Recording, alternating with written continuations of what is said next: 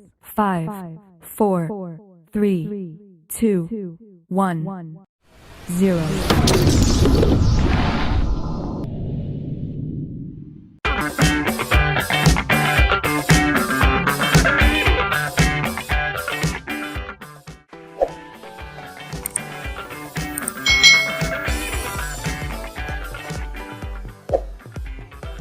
Hai, selamat datang di channel YouTube Kak Citra. Hari ini kita akan belajar bersama-sama untuk mata pelajaran tematik kelas 6. Kita belajar di tema 1, subtema 2, hewan dan pembelajaran bla bla bla. Hai. Selamat datang di channel YouTube Kak Citra. Hari ini kita akan belajar bersama-sama untuk mata pelajaran tematik kelas 6. Kita belajar di tema 1, subtema 2, pembelajaran yang kelima. Mari kita belajar dengan penuh semangat. Kondisi geografis yang sama membuat negara ASEAN memiliki persamaan dalam kegiatan ekonomi terkait hasil buminya. Ayo kita akan pelajari tentang kegiatan ekonomi dari negara-negara ASEAN. Ini adalah negara-negara yang tergabung dalam ASEAN. Pembelajaran sebelumnya kita sudah belajar tentang letak geografis negara-negara ASEAN. Nah, hari ini kita akan belajar tentang hasil bumi dari masing-masing negara. Yang pertama adalah Indonesia. Indonesia mengekspor hasil bumi seperti timah, tembaga, besi, minyak, gas, dan nikel. Selain itu, Indonesia menghasilkan pupuk, tapioka, karet, kopi, kelapa sawit, dan tembakau. Ikan tuna, udang, dan teh juga diekspor ke negara lain. Jadi Indonesia ini kaya akan hasil bumi, baik dari hasil tambangnya maupun dari hasil-hasil non-tambang dan hasil dari perkebunan dan perlautan ya. Jadi dari laut-laut sendiri banyak sumber daya alam yang bisa kita manfaatkan, seperti ikan tuna dan ikan-ikan yang lain yang bisa diekspor ke negara lain sehingga menambahkan dana atau penghasilan untuk Indonesia sendiri. Negara berikutnya adalah Brunei Darussalam. Nah, Brunei Darussalam ini terkenal sebagai pengekspor minyak mentah, gas alam, dan produk minyak. Jadi Brunei Darussalam ini dikenal sebagai negara pengekspor minyak paling besar adik-adik di Asia Tenggara.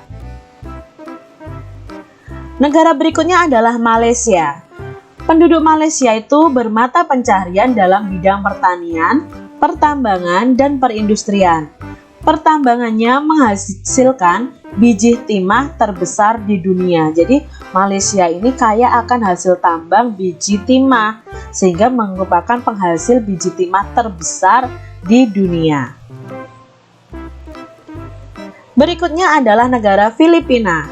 Nah, negara Filipina ini karena penduduknya itu kebanyakan adalah pertanian, jadi mereka lebih mengekspor komoditas seperti gula, kopra, kayu, nanas, dan biji tembaga untuk pertambangannya. Jadi Filipina ini terkenal dengan penghasil gula, kopra, kayu, nanas, dan biji tembaga. Negara Kamboja. Nah, negara Kamboja ini sebagian besar penghidupannya di sektor pertanian. Jadi mereka mengekspor hasil-hasil pertanian dari penduduk-penduduk yang ada di Kamboja. Myanmar. Komoditas perdagangan Myanmar meliputi kayu, terutama untuk kayu jati, beras, pupuk, dan berbagai barang kerajinan. Ini yang menjadi penghasil dari Myanmar sendiri. Jadi komoditas perdagangannya berupa kayu-kayu, khususnya kayu jati. Untuk negara Vietnam, Perekonomian sebagian besar penduduk Vietnam adalah pertanian. Padi merupakan hasil utama pertanian di Vietnam. Industri di Vietnam meliputi tekstil, semen, pupuk, kaca, dan ban. Pertambangan di Vietnam menghasilkan emas, biji besi, timah, gamping, fosfat, tungsten atau wolfram, dan seng. Hasil hutannya adalah bambu, kina, kayu, dan kayu manis. Terdapat 2 sungai penting di Vietnam, seperti penjelasan sebelumnya bahwa sungai terpenting ini adalah Sungai Mekong dan Sungai Songkha, sehingga dataran atau daratan di Vietnam ini yang dekat dengan sungai itu sangat subur untuk lahan pertanian. Negara ASEAN berikutnya adalah Laos. Rakyat Laos ini hidup di sektor pertanian yang menghasilkan beras, jagung, tembakau, jeruk, dan kopi. Negara Singapura. Nah, Singapura ini mengekspor mesin dan alat transportasi, alat elektronik, dan barang-barang konsumsi. Jadi di sini Singapura ini salah satu negara maju yang ada di Asia Tenggara. Bahan kimia dan produk olahan minyak dihasilkan juga di Singapura. Singapura ini termasuk negara Asia Tenggara yang memiliki pendapatan paling tinggi di antara negara ASEAN lainnya. Negara Singapura ini dijadikan negara untuk transit ya, atau singgah sementara ketika kita akan pergi ke luar negeri maupun dari orang luar negeri menuju ke negara-negara yang ada di ASEAN. Sehingga tidak diragukan lagi bahwa Singapura ini adalah kota yang sangat maju. Negara berikutnya adalah Thailand. Nah, mata pencaharian penduduk Thailand adalah pertanian, kehutanan, pertambangan, dan industri. Penghasil beras terbesar di Asia dan 3 sedunia. Jadi, kalau di Asia sendiri, penghasil beras terbesar itu Thailand. Dan penghasil terbesar di dunia, Thailand itu di urutan 3. Nah, Thailand sendiri dijuluki dengan negara gajah putih, dijuluki dengan negara 1000 pagoda, dan dijuluki sebagai lumbung padi ASEAN. Itu adalah negara Thailand. Foto di samping adalah patung di Indramayu. Nah, di sini ada gambar patung yang berada di Indramayu. Buah mangga ini ya, salah ya adik-adik, tulisannya kurang G1. Buah mangga merupakan identitas kota tersebut. Begitu pula dengan patung rusanya. Jadi patung buah mangga dan patung rusa ini merupakan identitas dari kota Indramayu.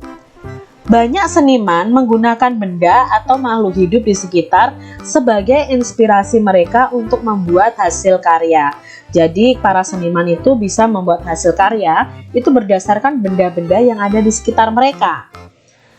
Patung apa yang pernah kalian buat? Nah, pada pembelajaran sebelumnya kalian sudah belajar tentang cara membuat patung. Nah, patung apa yang kamu buat?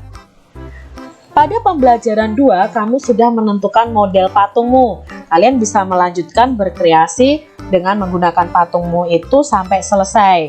Ya, kita bisa menggunakan tanah liat, bisa juga menggunakan plastisin yang kita buat dari tepung terigu, dan lain sebagainya.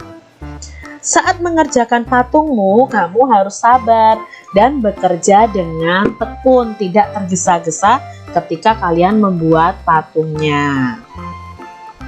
Demikian tadi adik-adik pembahasan kita di tematik tema 1 subtema 2 pembelajaran yang kelima. Semoga video pembelajaran ini bermanfaat ya untuk adik-adik semuanya. Jangan lupa untuk kalian selalu tekun belajar, menjaga kesehatan kalian, dan rajin berdoa. Terima kasih sudah menyaksikan video dari Kak Citra. Sampai jumpa kembali di video pembelajaran selanjutnya. Tuhan memberkati. Jangan lupa tekan tombol subscribe, lalu tekan loncengnya, tekan juga tombol like, lalu share ke media sosial kalian. Jangan lupa untuk ikuti media sosial Kak Citra. Terima kasih.